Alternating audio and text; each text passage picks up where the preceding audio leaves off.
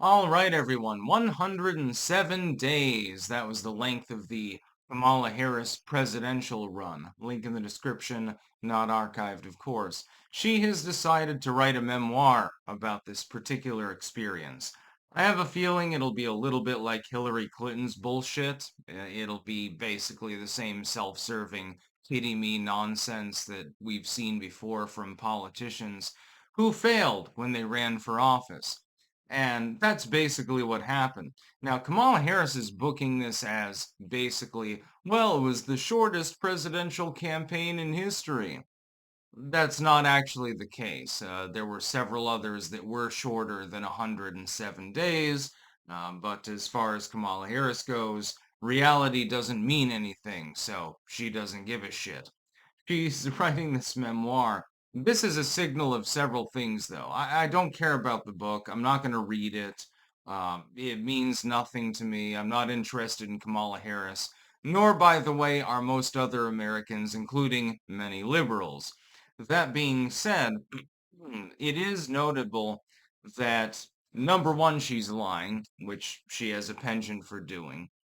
Number two, it's being gobbled down like swill by the legacy media, so there's also that. And number three, the fact that she's penning a memoir, sort of an autobiography of the campaign, shows two things. She's already ruled out the gubernatorial slot for California. She came out the other day and said, I'm not interested in that particular position, which also shows that maybe Gavin Newsom indeed is not thinking of running. They may have had correspondence or something like that. Number two, it shows she's not interested in the presidency anymore. Or if she is interested, she knows that it would be a failed endeavor. She can't win, which is probably fairly accurate. I'm sure that her focus groups told her this. And so she's not going to bother running for the presidency. I do not expect Kamala Harris to run for the presidency. Partially, ironically enough, it'll be based on book sales. If a bunch of people gobble down the book and it seems really popular, it gets high reviews and stuff like that, she may be emboldened, which would be funny as hell, by the way. I hoped that she sticks like a thorn in the side for the Democratic Party, much like many other people like David Hogg are currently doing. This would please me greatly. My expectation, though, is it falls flat. Like 10 people will buy it. I've probably all have sold more edited copies of some grimoire from the 1700s than Kamala Harris is likely to sell of her own memoir, even though she's been vice president of the United States, which is again hilarious. Kamala Harris effectively in the end is nothing more than a loser.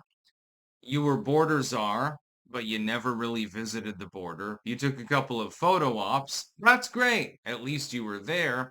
But ultimately, yeah, did you do anything meaningful? I mean, policy-wise? No.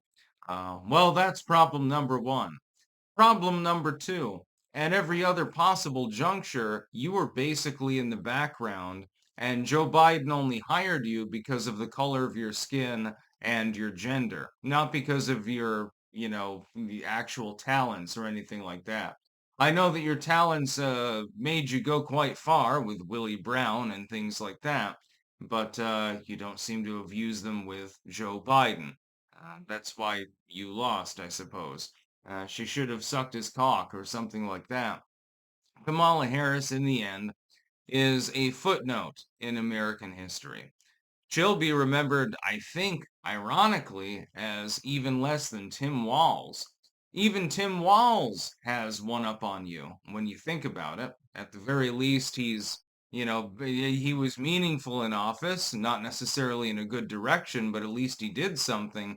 Kamala Harris was more of a do-nothing vice president.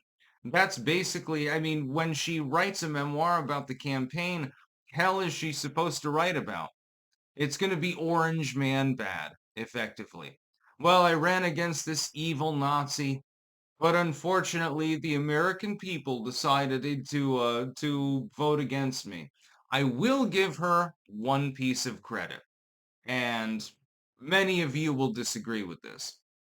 At the very least, unlike Hillary Clinton, when she inevitably lost, which she did, in a resounding, election, when she lost, she did not immediately begin blaming other groups of people for that loss. That's the only credit that I can give to Kamala Harris. I can't give her credit for any policy or anything like that because, there were none, and, the ones that Biden put forth were bullshit. So I can't give her credit for the economy, the border, or anything like that.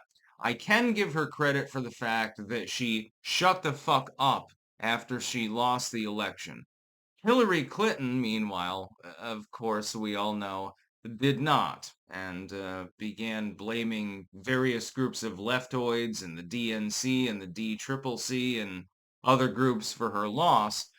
Kamala Harris actually never did that. So, there is a saving grace. There's actually something positive that we can say about Kamala Harris.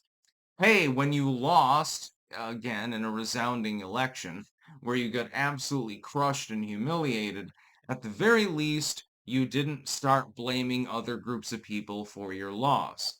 I'm sure that the people around her told her it's probably a bad idea to do so. Hillary Clinton's people apparently didn't get the memo. Either that or they didn't dare to broach the subject because, hey, I'm Hillary Clinton's staffer.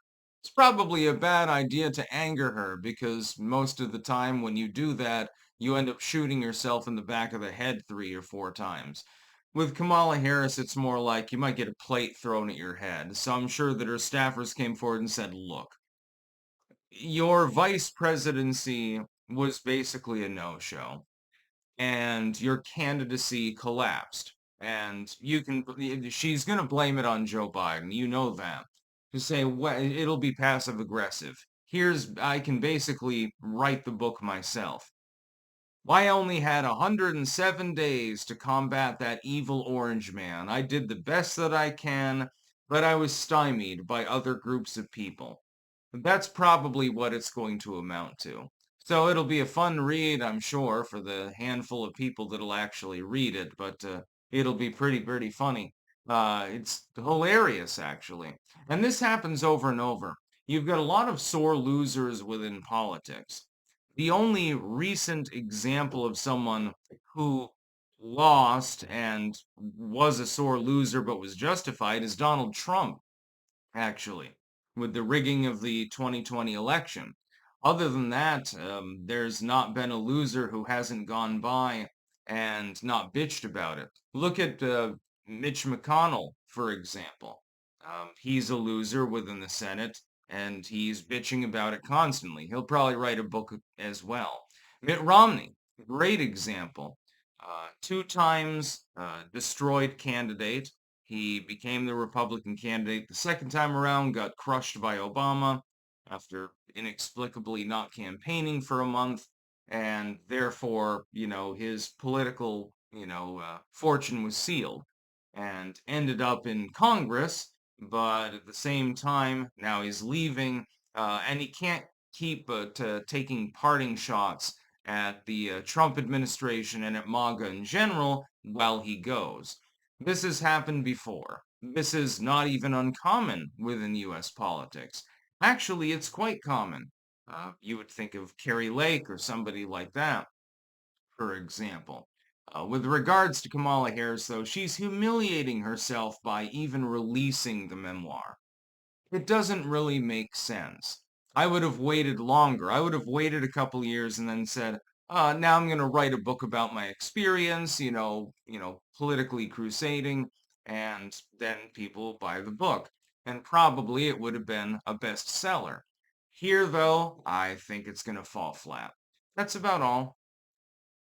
Peace out.